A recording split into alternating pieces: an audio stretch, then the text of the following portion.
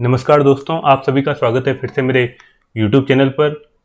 अभी तक की जो हमारी सीरीज है उत्तराखंड डीएलएड प्रवेश परीक्षा, इसका हम 2018 का जो एग्ज़ाम पेपर था उसके हमने जीके और रीजनिंग को कंप्लीट कर दिया है। साथ ही साथ हमने मैथ के भी 50 में से 25 क्वेश्चन सॉल्व कर दिए हैं।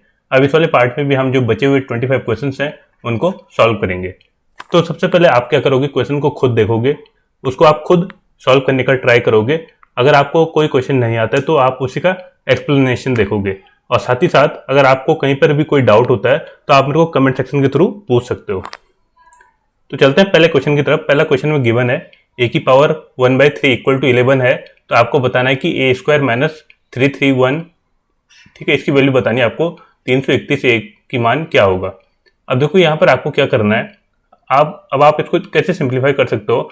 आप यहाँ पे देखो ये वाली टर्म गिवन है, आप इन दोनों साइड क्या कर लो, क्यूब कर लो। जब आप इसका क्यूब करोगे तो क्या मिल जाएगा आपको, ये मिल जाएगा ए, और यहाँ पर आ जाएगा 11 का क्यूब।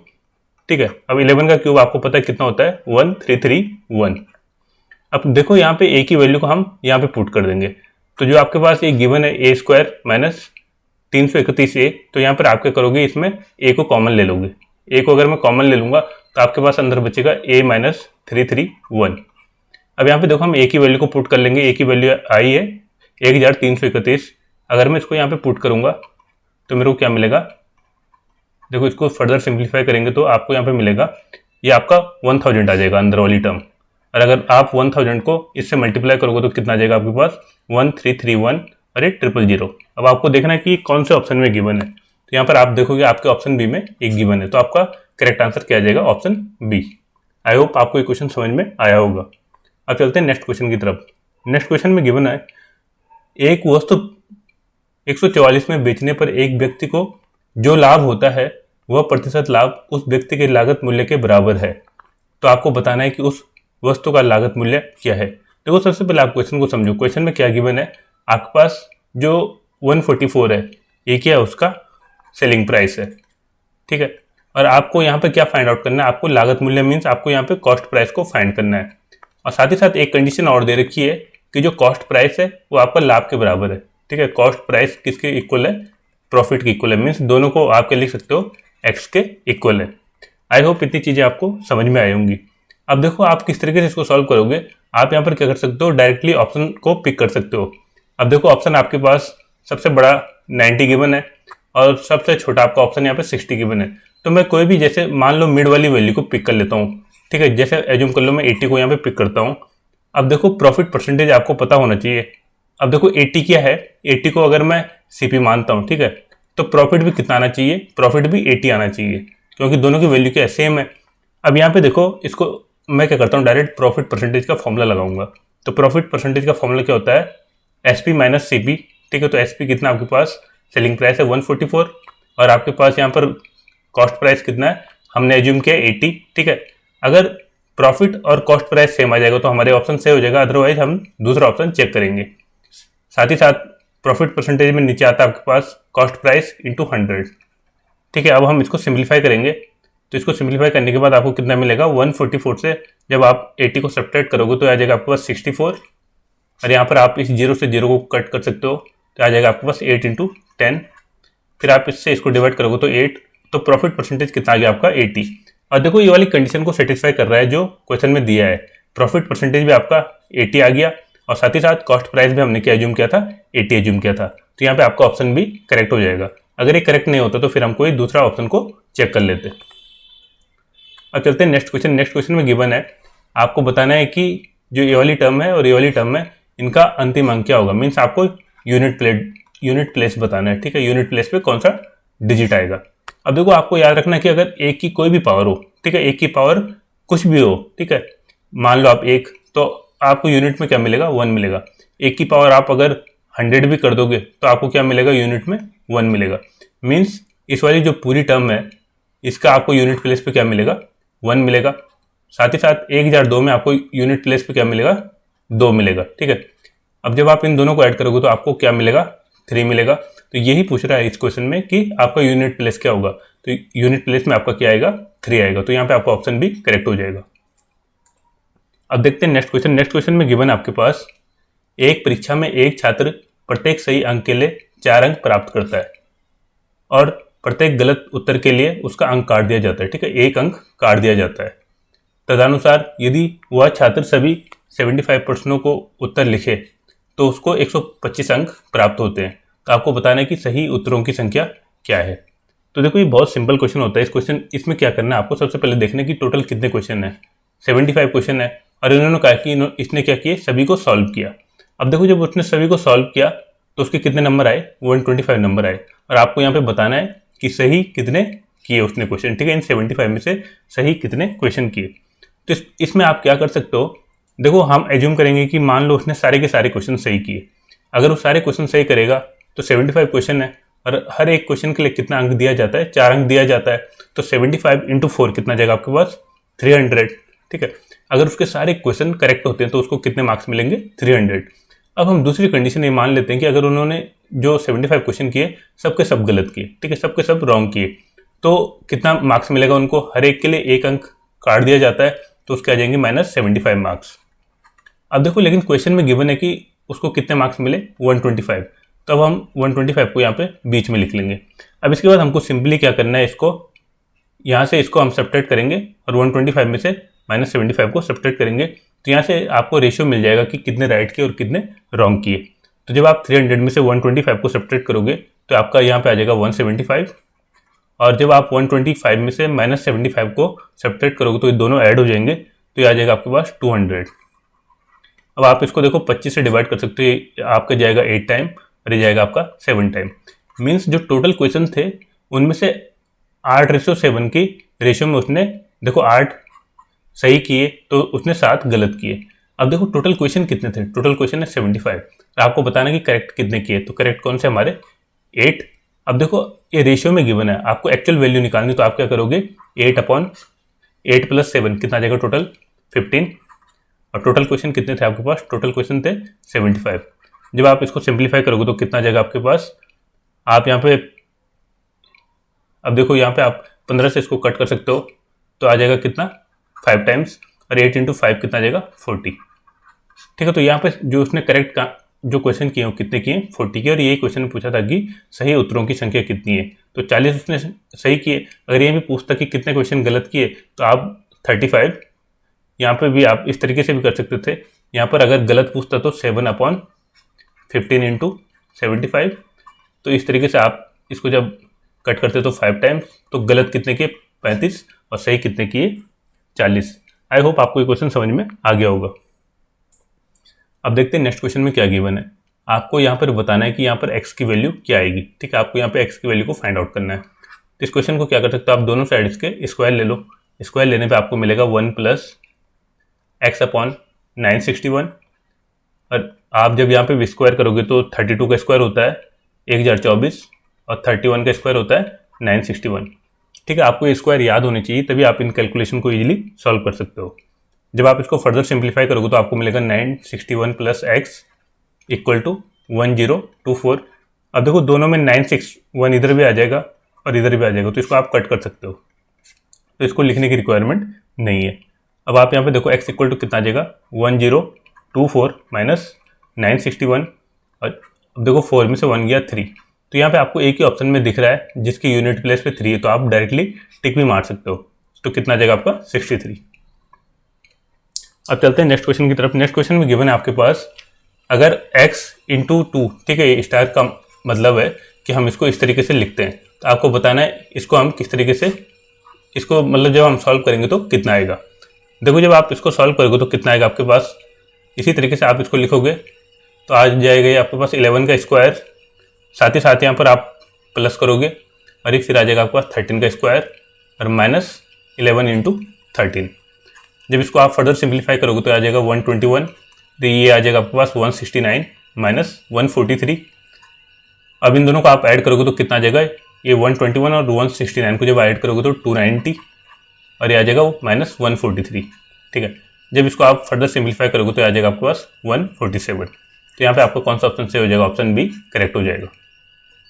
अब चलते हैं नेक्स्ट क्वेश्चन में। नेक्स्ट क्वेश्चन में गिवन है 10 वर्ष पहले राम और रहीम की आयु का अनुपात 1:3 था। अब से 5 वर्ष बाद उन दोनों की आयु का अनुपात 2:3 हो जाएगा। अब आपको बताना है कि उनकी वर्तमान आयु क्या है। तो यहाँ पे हम क्या करते हैं कि वर्तमान आयु को एज्यूम कर लेते हैं कि मान लो उनकी वर्तमान आयु कितनी है, एक्स और वाई, ठीक है, राम और रहीम की। तो 10 साल पहले कितनी होगी, 10 साल पहले इसकी आयु होगी एक्स माइनस 10, तो वाई, ठीक है, रहीम की कितनी होगी, वाई माइनस 10। अब 5 साल बाद इनकी एज कितनी होगी, तो इसकी हो जाएगी एक्स प्लस 5 और इसकी हो जाएगी वाई प्लस 5, ठीक है। अब आपको क्या करना है, यहाँ पे इक्वेशन बनानी पड़ेगी और इक्वेशन को सॉल्व करके आप बता सकते हो कि इनकी वर्तमान आयु कितनी होगी। अब देखो सबसे पहले मैं अगर 10 साल पहले की बात करूँ तो उनका रेशियो था 1:3। तो यहाँ पे आपके पास आ जाएगा x minus 10 upon Y minus 10 equal to 1/3। जब इसको फर्दर सिंप्लीफाई करोगे तो आ जाएगा 3x minus 30 equal to Y minus 10, और यहाँ से आपके पास आ जाएगा 3x minus Y equal to 20, ठीक है। तो एक इक्वेशन बन जाएगी। अब दूसरा देखते हैं कि 5 साल बाद इनका जो मीन्स क्या इक्वेशन बनेगी 5 साल के बाद। तो आ जाएगा x plus 5 upon Y plus 5 equal to, इसका रेशियो गिवन है 2:3, ठीक है। जब आप इसको सिंप्लीफाई करोगे तो आ जाएगा आपके पास 3x plus 15 equal to 2y plus 10। जब आप इसको फर्दर सिंप्लीफाई करोगे तो आ जाएगा 3x minus 2y equal to आ जाएगा -5। अब यहाँ पे देखो आपके पास दो इक्वेशन बन गई, एक ये वाली इक्वेशन और एक ये वाली इक्वेशन है। जब आप इनको सॉल्व करोगे तो आपको यहाँ से x और y की वैल्यू मिल जाएगी, ठीक है। तो इसको सॉल्व कर लेते हैं। 3x minus Y equal to 20 और ये 3x minus 2y equal to -5।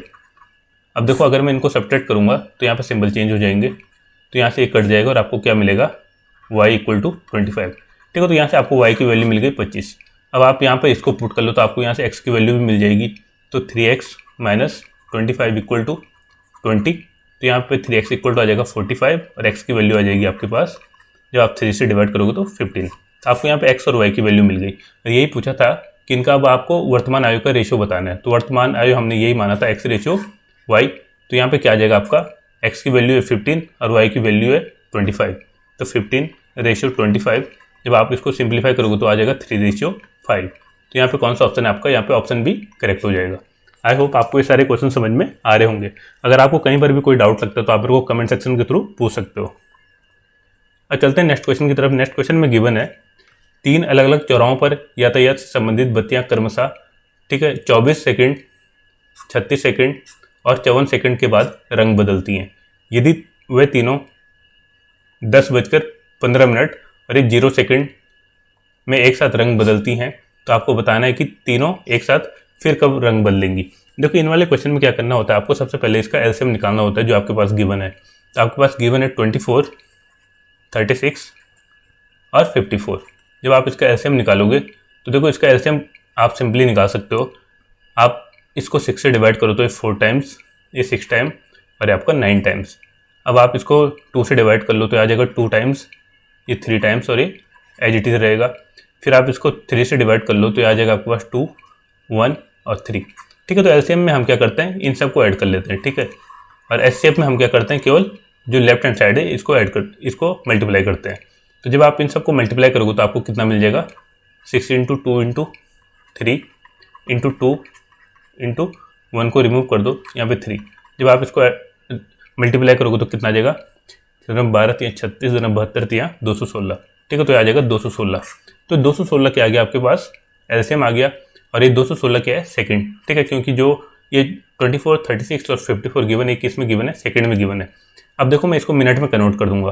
तो 216 को आप मिनट में जब कन्वर्ट करोगे तो इसको 60 से डिवाइड करना पड़ेगा। तो आ जाएगा आपका 3 मिनट 36 सेकंड, ठीक है। अब देखो ये बजे थे एक साथ इन्होंने रंग कब बदला था, 10:15 पे, ठीक है, 10:15 और 0 सेकंड में। अब इसमें मैं ऐड कर दूंगा 3 मिनट और 36 सेकंड, 3 मिनट और 36 सेकंड।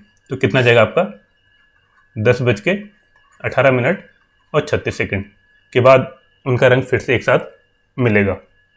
तो यहाँ पे आपका कौन सा ऑप्शन करेक्ट हो जाएगा, यहाँ पे आपका ऑप्शन भी करेक्ट हो जाएगा।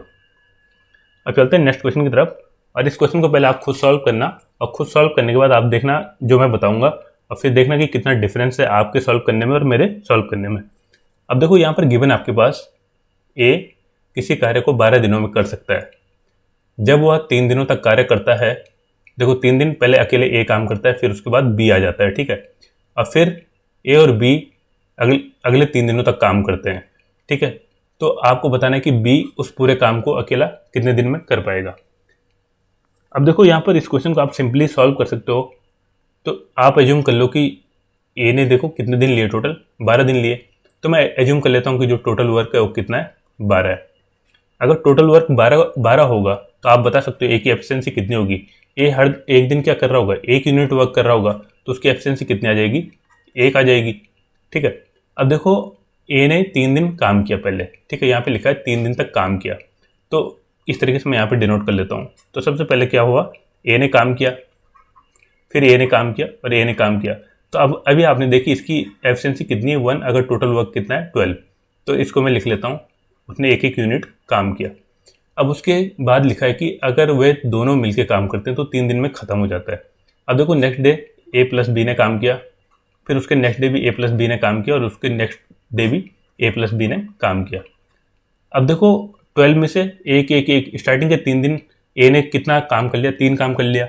अब बचा है कितना, 9 काम बच गया। ठीक है, अब इसको हम 3 दिन में डिवाइड करेंगे तो कितना आ जाएगा, ये 3 यूनिट 3 यूनिट 3 यूनिट, क्योंकि ए प्लस बी दोनों मिलकर काम कर रहे हैं। अब देखो यहाँ पर अगर ए की एफिशिएंसी 1 है, ठीक है, जो हमने कंडीशन मानी है टोटल वर्क 12, उसके अकॉर्डिंग, तो बी की एफिशिएंसी कितनी होगी, ऑब्वियसली बी की एफिशिएंसी 2 होगी, तभी तो टोटल 3 काम कर पा रहे हैं एक दिन में। अगर अब बी की एफिशिएंसी 2 है तो ये पूछा है कि बी उस टोटल कार्य को कितने दिन में कर पाएगा। तो ये सिंपल सा क्वेश्चन हो गया। टोटल काम कितना था, 12। ठीक है, तो बी कितने दिन में कर पाएगा, टोटल काम है आपका 12 और उसकी एफिशिएंसी अभी हमने निकाल दी 2 है, तो टोटल कितने दिन में करेगा, 6 दिन में। तो बी उसी काम को 6 दिन में कंप्लीट कर देगा। आई होप आपको ये क्वेश्चन समझ में आया होगा। अब देखो नेक्स्ट क्वेश्चन में गिवन है आपके पास, यहाँ पर एक धनराशि 5 वर्षों का साधारण ब्याज, एक धनराशि पर 5 वर्षों का साधारण ब्याज उस राशि का चौथाई है, तो उस ब्याज की वार्षिक दर कितनी है। तो सबसे पहले आप इस क्वेश्चन को खुद सॉल्व करो। अब देखो इस वाले क्वेश्चन में, ठीक है, आप पढ़ो, यहाँ पर गिवन है 5 वर्षों का साधारण ब्याज। ठीक है, मैं एज्यूम कर लेता हूँ कि ब्याज पर साल उसको कितना मिल रहा है, इंटरेस्ट एक्स एज्यूम कर लेता हूँ। ठीक है, तो 5 साल में कितना मिलेगा, 5 साल में मिलेगा 5x, क्योंकि आपको पता है साधारण ब्याज क्या होता है, हर साल इक्वल मिलता है। अब यहाँ पर गिवन है कि ये जो आपको ब्याज मिला 5 साल बाद, वो उस राशि का चौथाई है। अब देखो उस राशि का चौथाई है मीन्स जो आपके पास प्रिंसिपल अमाउंट है, ठीक है, जो प्रिंसिपल है वो क्या है, इसका 4 टाइम है। ठीक है, तो 4 टाइम होगा तो कितना होगा, 20x। तो यहाँ पे आपकी प्रिंसिपल की वैल्यू आ गई 20x और जो टोटल इंटरेस्ट है वो कितना है, 5x। अब आपको यहाँ पे बताना है कि ब्याज की वार्षिक दर कितनी है। अब आप यहाँ पे देखो सिंपल फॉर्मूला लगा लोगे सिंपल इंटरेस्ट का, तो ये होता है आपका principal rate into time upon 100। अब देखो यहाँ पे आपके पास सिंपल इंटरेस्ट कितना है, 5 साल में 5x, प्रिंसिपल कितना है यहाँ पे 20x। ठीक है, रेट ऑफ इंटरेस्ट आपको निकालना है और टाइम कितना है, टोटल 5 साल की बात कर रहे हैं हम। जब आप इसको सिंप्लीफाई करोगे तो आपके पास कितना आ जाएगा, यहाँ पे देखो 5 से 5 कट जाएगा और ये 20 से 5 टाइम्स चले जाएगा। ठीक है, और x से x कट जाएगा तो r की वैल्यू कितनी आ जाएगी, 5। और यही पूछा है कि रेट ऑफ इंटरेस्ट कितना होगा, तो यहाँ पे आपका ऑप्शन ए करेक्ट हो जाएगा। अब चलते हैं नेक्स्ट क्वेश्चन की तरफ। नेक्स्ट क्वेश्चन में आपके पास गिवन है कि कोई एक फील्ड है, ठीक है, 1.5 हेक्टेयर के मैदान में 5 सेंटीमीटर की वर्षा के पानी जमा करने से उसका आयतन कितना घन मीटर होगा। ठीक है, मीटर में आपको बताना है। अब देखो यहाँ पर क्या है, एक आपके पास ग्राउंड है, ठीक है, और इसका एरिया गिवन है 1.5 हेक्टेयर। ठीक है, अब देखो क्या होगा, जब यहाँ पे बारिश होगी तो बारिश होने के कारण इसका लेवल बढ़ जाएगा, और ये लेवल कितना इंक्रीज हो जाता है, ये हाइट यहाँ पे गिवन है 5 सेंटीमीटर। अब आपको बताना है कि टोटल कितना आयतन होगा, मीन्स आपको यहाँ पे वॉल्यूम कैलकुलेट करना है। तो वॉल्यूम के लिए आपको क्या चाहिए, एक तो एरिया चाहिए और एक आपको हाइट चाहिए। अब देखो एरिया कितना है, 1.5 हेक्टेयर। जब आप इसको मीटर में कन्वर्ट करोगे तो आपको इसको 10,000 से मल्टीप्लाई करना पड़ेगा, तो टोटल कितना आ गया, एरिया आ गया। अब हाइट गिवन है 5 सेंटीमीटर। ठीक है, अब आप इसको जब मीटर में कन्वर्ट करोगे, क्योंकि पूछा किस में, घन मीटर में, तो 5 सेंटीमीटर को जब आप मीटर में कन्वर्ट करोगे तो इसको आपको 100 से डिवाइड करना पड़ेगा। अब यहाँ पर देखो 0 से 0 कट जाएगा। ठीक है, तो आपके पास कितना बच जाएगा, 1.5 इंटू 5 आ जाएगा 7.5 इंटू 100। जब आप इसको फर्दर सिंप्लीफाई करोगे तो आ जाएगा आपके पास 750। तो आपका करेक्ट आंसर क्या आ जाएगा, ऑप्शन बी करेक्ट हो जाएगा। आई होप आपको ये सारे क्वेश्चन समझ में आ रहे होंगे। अब चलते हैं नेक्स्ट क्वेश्चन की तरफ। तो नेक्स्ट क्वेश्चन में गिवन है, यदि व्यक्ति 6 किलोमीटर प्रति घंटा की गति से स्थिर पानी में नाव चला सकता है और यदि धारा की गति 2 किलोमीटर प्रति घंटा हो तो धारा के विरुद्ध जाने में उसे एक खास दूरी धारा के साथ जाने की तुलना में 3 घंटे अधिक लगते हैं, तो वह दूरी कितनी होगी? ठीक है, तो सबसे पहले आप इस क्वेश्चन को खुद सॉल्व करो और फिर देखना कि मैं किस तरीके से आपको बताता हूँ। तो देखो इस क्वेश्चन को हम किस तरीके से सॉल्व करेंगे। तो सबसे पहले यहाँ पर आपके पास गिवन है जो व्यक्ति है उसकी स्पीड कितनी गिवन है, मैं यहाँ पे लिख लेता हूँ। ठीक है, जो मैन है उसकी स्पीड गिवन है 6 किलोमीटर पर आवर। ठीक है, और साथ ही साथ यहाँ पे जो आपकी स्ट्रीम गिवन है, ठीक है, धारा की गति गिवन है, इसको मैं एस से डिनोट कर लेता हूँ। ये गिवन है 2 किलोमीटर पर आवर। ठीक है, अब आपको यहाँ पे एक चीज़ पता होना चाहिए कि ए से बी तक जो टोटल डिस्टेंस है वो तो कांस्टेंट रहेगी, क्योंकि उन्होंने कहा है कि वह दूरी कितनी है। ठीक है, अगर वो धारा के विपरीत दिशा में जाता है जब, तो उसको 3 घंटे ज़्यादा लगते हैं। मान लो यहाँ से यहाँ जाने में, ठीक है, यहाँ से यहाँ जाने में ये कोई 2 पॉइंट है ए और बी। मान लो जब वो धारा की डायरेक्शन में जाता है तो उसको 1 घंटा लगता है, और अगर वापस जाता है तो आप उसको 4 घंटे लगते हैं, क्योंकि 3 घंटे अधिक लगते हैं। तो अब आपको ये बताना कि टोटल डिस्टेंस कितनी है। तो आपको सबसे पहले समझ में आना चाहिए कि डिस्टेंस क्या है, कांस्टेंट है। अब देखो हम यहाँ पर इसको किस तरीके से सॉल्व करेंगे। तो सबसे पहले आपको देखना है कि पानी की धारा में टोटल स्पीड कितनी होगी। ठीक है, जब पानी की धारा के साथ आदमी बहेगा तो उसकी स्पीड कितनी होगी, ये दोनों ऐड हो जाएंगे। 6 + 2 कितना आ जाएगा 8, और अपोजिट डायरेक्शन में कितनी होगी, अपोजिट डायरेक्शन में होगा 6 - 2, तो ये कितना आ जाएगा 4। आपको ये चीज़ पता होनी चाहिए। अब देखो हम इसको किस तरीके से सिंप्लीफाई करेंगे। डिस्टेंस सेम है। अब आपको पता है डिस्टेंस इक्वल टू क्या होता है, स्पीड इंटू टाइम। ठीक है, डिस्टेंस इक्वल टू होता है स्पीड इंटू टाइम। तो पहला केस में ले रहा हूँ जब वो पानी की धारा की गति में जाता है, और दूसरा केस में ले रहा हूँ जब वो पानी की जो धारा है उसकी अपोजिट डायरेक्शन में मूव करता है। अब देखो यहाँ पर स्पीड क्या है। ठीक है, अब आपको पता है धारा वाली स्पीड में कितनी है, 8 है, क्योंकि 6 + 2 कितना आ जाएगा 8, और यहाँ पर टाइम कितना आएगा आपके पास, इसको मैं एज्यूम कर लेता हूँ t। ठीक है, और जब वो अपोजिट डायरेक्शन में मूव करेगा तो स्पीड कितनी होगी, यहाँ पर स्पीड होगी 4, और टाइम कितना आएगा। अब आप एक चीज़ बताओ, जब स्पीड कम होगी तो टाइम उसको ज़्यादा लगेगा या कम लगेगा? ऑब्वियसली टाइम ज़्यादा लगेगा, तो मैं टी में क्या कर दूंगा, ये जो 3 घंटे अधिक लग रहे हैं इसको मैं ऐड कर दूंगा, तो ये आ जाएगा t + 3। अब जब आप इस इक्वेशन को सॉल्व करोगे तो आपको मिलेगा यहाँ पे 80 = 40 + 12, और यहाँ से आपके पास आ जाएगा 40 = 12, और यहाँ से t की वैल्यू आ जाएगी 3। ठीक है, अब आपको निकालना है कि टोटल डिस्टेंस कितनी है। या तो आप इसमें रख लो या तो आप इसमें रख लो, तो आपको डिस्टेंस पता लग जाएगी। चलो अब मैं यहीं पर इसको पुट कर लेता हूँ, जो टोटल डिस्टेंस है। ठीक है, यहाँ पर रख लेता हूँ मैं 8 × t में, तो टोटल डिस्टेंस कितना आ जाएगा 8 × और t की वैल्यू मैंने फाइंड आउट की कितना है 3, तो आपका आंसर आ जाएगा 24। तो a और b के बीच में टोटल डिस्टेंस कितनी है 24, तो यहाँ पे आपका ऑप्शन भी करेक्ट हो जाएगा। अब चलते हैं नेक्स्ट क्वेश्चन की तरफ। नेक्स्ट क्वेश्चन में क्या गिवन है आपके पास, एक वस्तु का लागत मूल्य उसके विक्रय मूल्य का 40% है तथा उसका विक्रय मूल्य उसके लागत मूल्य के कितने प्रतिशत है। देखो सबसे पहले आपको क्वेश्चन की लैंग्वेज समझनी है कि यहाँ पर क्या पूछा गया है। यहाँ पर देखो लागत मूल्य उसके विक्रय मूल्य का 40 गिवन है। ठीक है, मीन्स अगर SP 100 है, ठीक है, तो CP कितना है 40। ये आपको समझ में आना चाहिए इस क्वेश्चन को पहली लाइन को पढ़ के। अब उसने कहा है कि उसका विक्रय मूल्य उसके लागत मूल्य के कितने प्रतिशत है।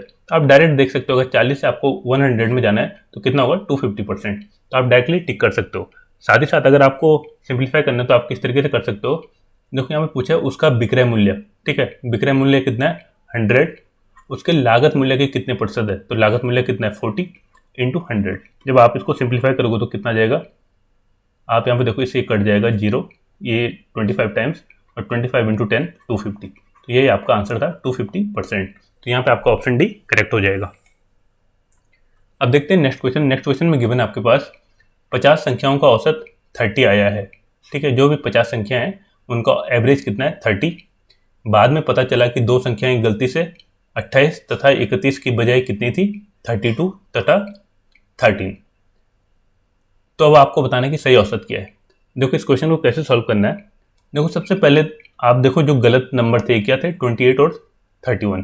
ठीक है, तो यहाँ पे मैं लिख लेता हूँ जो गलत नंबर है वो कितना आपके पास 28 + 31, और जो सही नंबर है वो क्या है आपके पास 82 + 13। जब आप इन दोनों को ऐड करोगे तो 28 और 38, ये है आपके पास 28 और 31, तो आ जाएगा आपके पास 59। ठीक है, ये मैंने गलत लिख दिया, ये कितने ये आपके सही नंबर है और ये आपके गलत नंबर है। ठीक है, और 82 और 13 जो आपके सही हैं, जब आप इनको ऐड करोगे तो कितना आ जाएगा आपके पास, या आपके पास आ जाएगा 82 और 13 95। ठीक है, अब आप एक चीज़ देखो, पहले इन्होंने जब गलत लिख लिया था तो गलत कितने लिखे 95, अब सही करके कितना हो गया 59। मीन्स वैल्यू क्या हुई, डिक्रीज हुई है।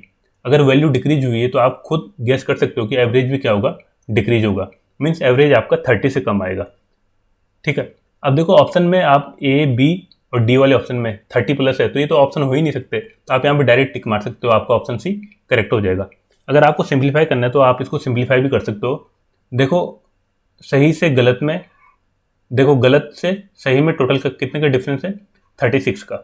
मीन्स 36 नंबर बड़े हैं। ठीक है, अब जब आपके 36 नंबर कम हुए हैं, ठीक है, ये कम हुए हैं, अगर आपके 36 नंबर कम हुए हैं तो उसके कारण एवरेज क्या होगा, सब 50 का जो एवरेज है वो डिक्रीज हो जाएगा। तो अब मैं सिंपली क्या करूँगा, जो 36 है उसको मैं 50 से डिवाइड कर दूंगा, तो मुझे पता लग जाएगा कि कितना एवरेज डाउन गया है। अब देखो इसको कैसे सिंप्लीफाई करना है, बहुत सारे लोग कैलकुलेट करेंगे, लेकिन आपको क्या करना है, दोनों साइड 2 का मल्टीप्लाई कर देना है, तो ऊपर कितना आ जाएगा 72/100। और इसको क्या लिख सकते हो आप, इसको लिख सकते हो आप 0.72।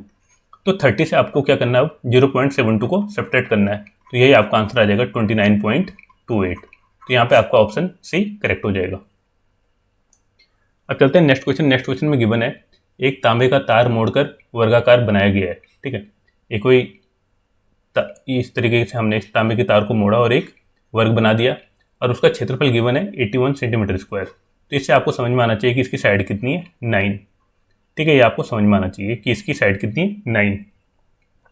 अब हमने क्या किया, उसी तार को मोड़कर एक अर्धवृत्त बनाया, तो अर्धवृत्त की त्रिज्या कितने सेंटीमीटर होगी।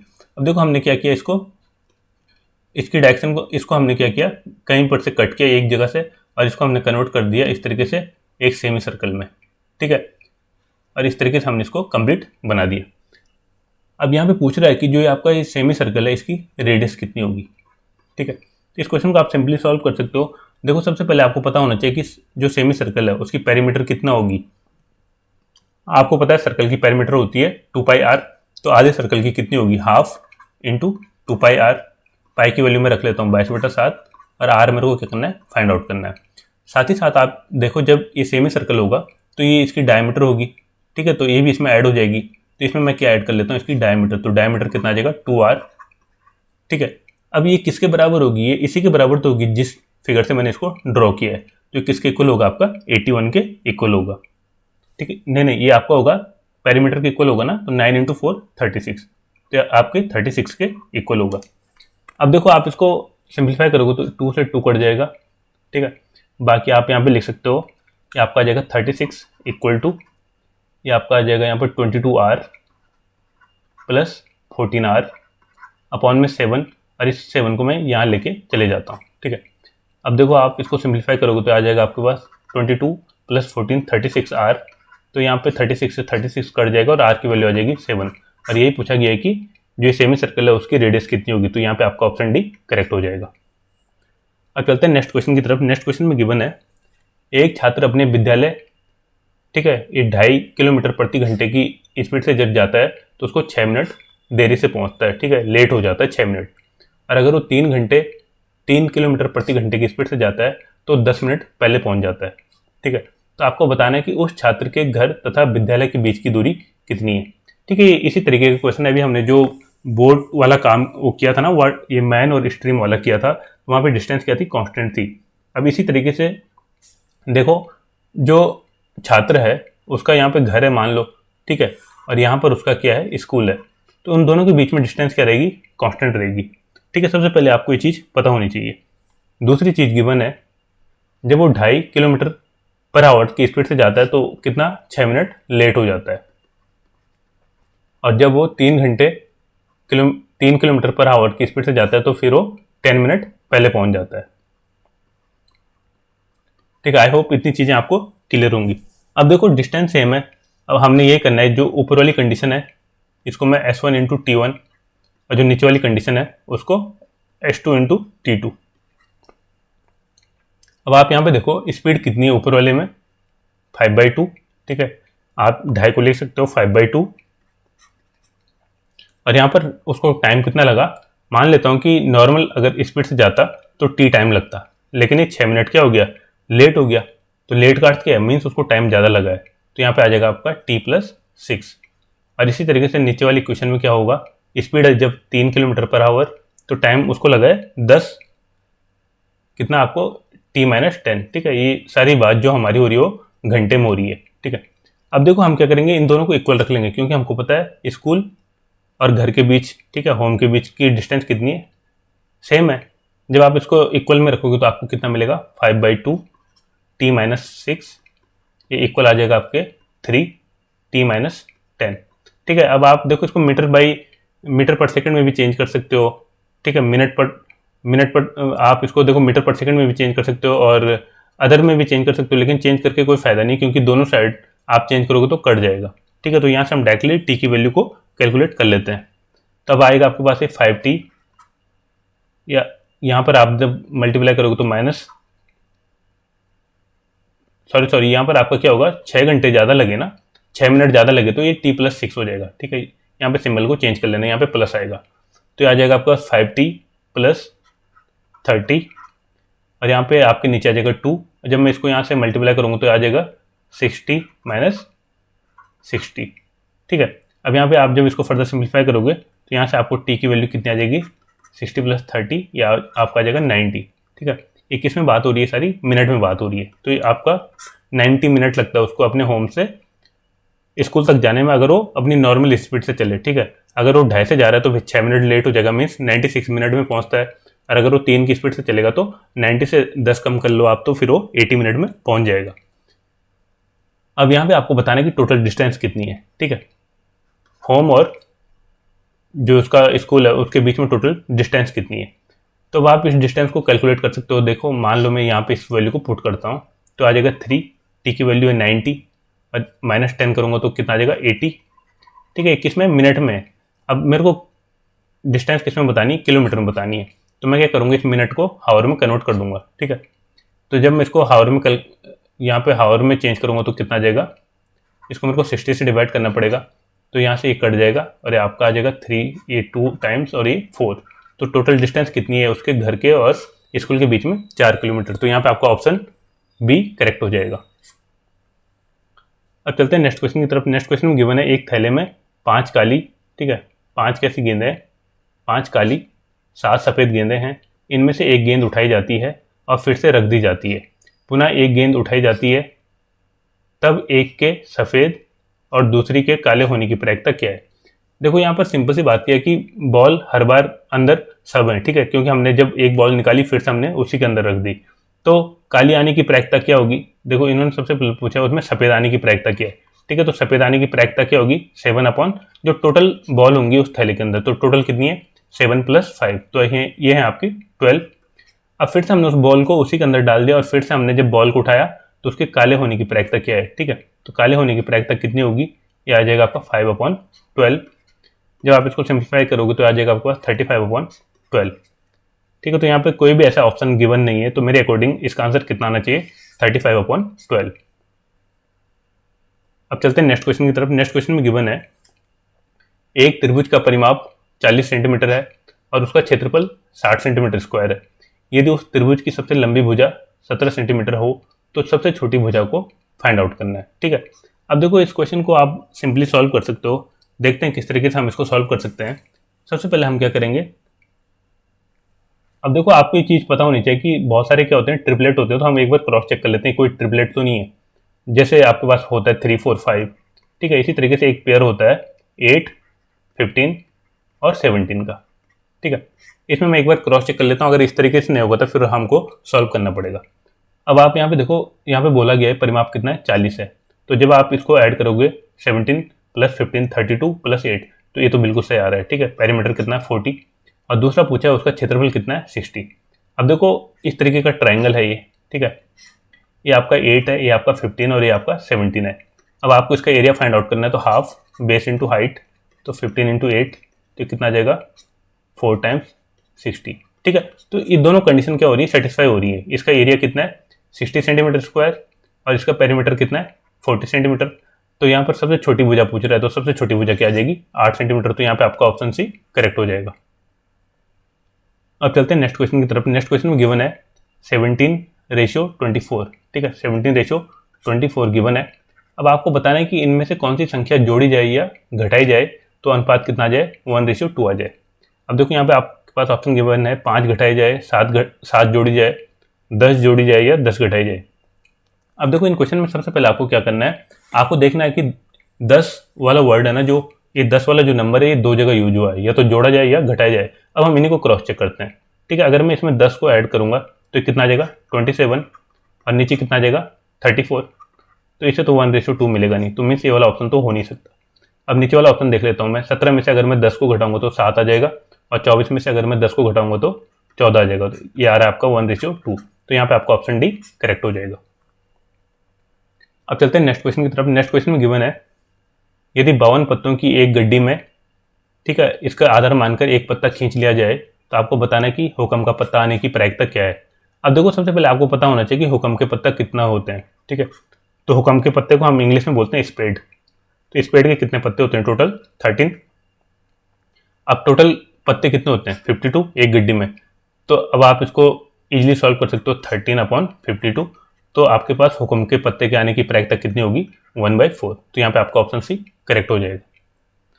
अब चलते हैं नेक्स्ट क्वेश्चन की तरफ, ठीक है। तो यहाँ पर आपके पास गिवन है 146 से लेकर 149 तक, ठीक है। ये 3 कंपनियों के फिगर दिखाए गए हैं एक्स, वाई और जेड से, ठीक है।